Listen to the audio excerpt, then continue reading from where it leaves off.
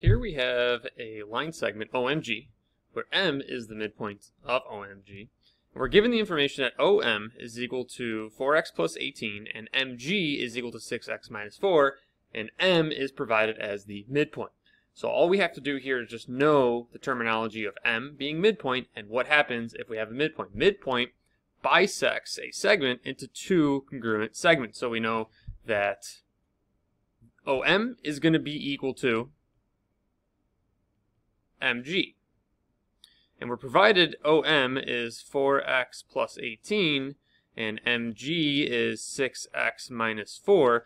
And since M is the midpoint, creating two congruent segments, OM and MG, all we're going to do is just set OM equal to MG and what they actually equal. So 4x plus 18 is equal to 6x minus 4.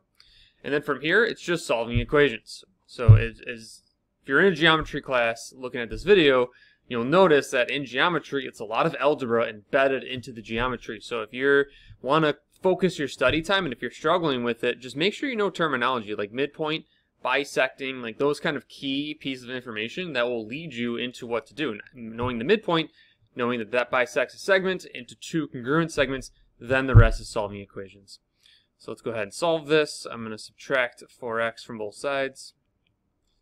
I'm going to get 18 equals 2x minus 4. I'm going to add the 4 over. I get 2x equals 18 plus 4 is 22. Divide by 2, x equals 11. So we have x equals 11. Now always make sure you're actually answering the question that's asked. It says find the value of x and the length of the segment. So we do need to identify what OM is equal to and what MG is equal to. So let's go ahead and do that. So OM is going to be 4 times 11 plus 18, and MG is going to be 6 times 11 minus 4.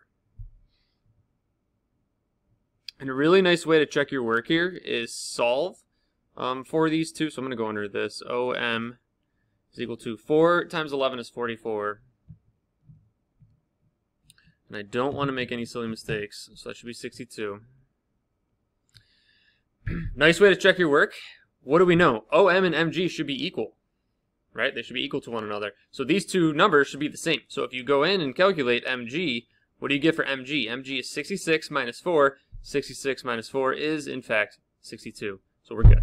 So we got the right answer because these are equal to one another, and they should be, where we indicated right here with M being the midpoint.